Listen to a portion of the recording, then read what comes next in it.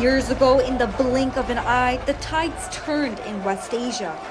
The Arab Spring became a reckoning that would leave a profound mark on the West Asia and North Africa. It all started in Tunisia. Zain al-Abidin Ben Ali, who ruled for 23 years, was the first domino to fall.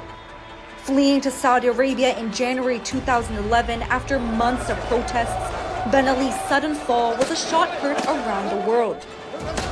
His promises of reform turned to dust as corruption, repression, and broken promises left the country in flames. After years of treatment for prostate cancer, Ben Ali died in exile in 2019, his legacy one of wasted potential and bloody repression.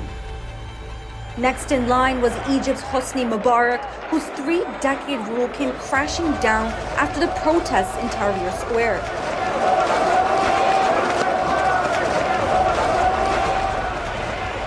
Mubarak was a man who had locked down his country with an iron fist, but by February 2011, he too had to step down, forced out by the will of the people. But his departure didn't signal the end of Egypt's military dominance. After a trial and acquittal, Mubarak died in 2020, while his legacy lived on in the rise of Abdel Fattah el-Sisi, who gripped Egypt once more in a military coup. Over in Yemen, Ali Abdullah Saleh ruled for 33 years. However, in 2011, his regime faced fierce protests.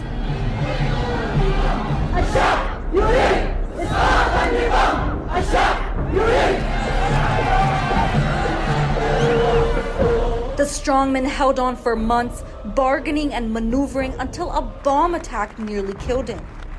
He handed over power in exchange for immunity, but Yemen plunged into a devastating civil war.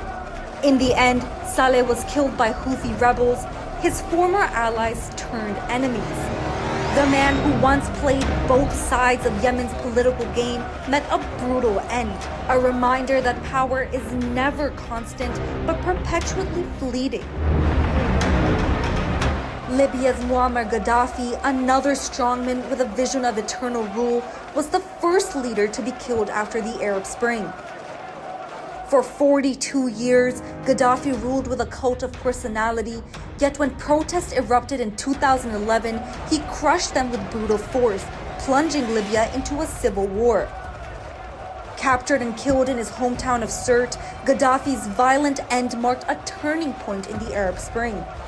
His death was a victory for rebels, but the country remains in chaos, still riddled with instability. Unlike his counterparts, Syria's Bashar al-Assad had made it through the storm, well, almost.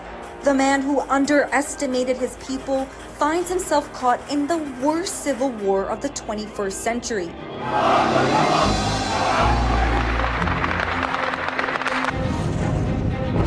Allahu Akbar.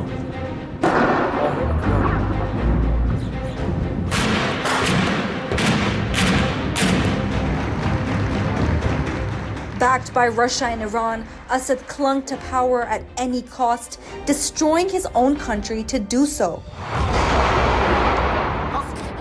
Over 13 years of brutal conflict later, Syria is a land in ruins, and Assad has now become a political refugee in Russia. While most of the Arab world was in turmoil, Bahrain's King Hamad bin Isa Al Khalifa managed to weather the storm. Faced with massive pro-democracy protests, his brutal crackdown, aided by Saudi forces, allowed him to retain his throne. Bahrain's monarchy stands firm, but the stains of repression remain as the country continues to stifle dissent under the guise of stability. From revolution to devastation, the Arab Spring has forever changed the landscape of the West Asia. Some strongmen fell, some survived, but in the end, the struggle for power, justice, and freedom continues. What remains of the Arab Spring is a lesson in the fragility of power, the price of oppression, and the enduring hope for change.